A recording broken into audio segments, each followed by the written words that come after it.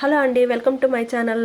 చిన్నోళ్ళకైనా పెద్దోళ్ళకైనా జలుబు దగ్గు రావడం సహజమండి. అది సీజన్ మారుతున్నప్పుడు మనకి అవి రావడం సహజం. అలాంటప్పుడు మంచి మూడు టమాటా పళ్ళతో మిరియాలు టమాటా రసం చేసుకున్నామంటే దగ్గు జలుబు ఇట్టే మాయమైపోతాయండి. అంత బాగుంటుంది అనమాట ఈ రసం అనేది. మన నోటికి కూడా చహిస్తుంది. పిడికిడి అన్నమైనా తృప్తిగా తినొచ్చు, అంత మంచిది అనమాట ఈ టమాటా చారు.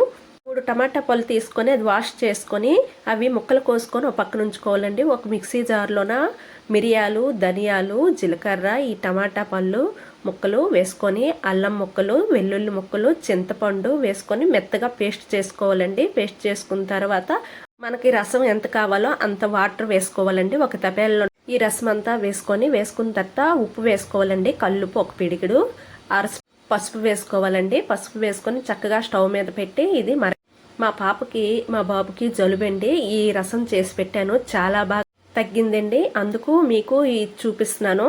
ఈ రసంకి చక్కటి పోపు తయారు చేసుకుందాం. ఒక తపేల్లో కొద్దిగా ఆయిల్ వేసుకొని ఆవాలు, మినపప్పు, మెంతులు వేసుకోవాలండి. తర్వాత కరివేపాకు, ఎండుమిరపకాయలు వేసుకొని చక్కగా పోపు వేసుకుంటే మంచి రసం తయారైపోయింది. చూడండి. మీకు ఈ వీడియో నచ్చితే లైక్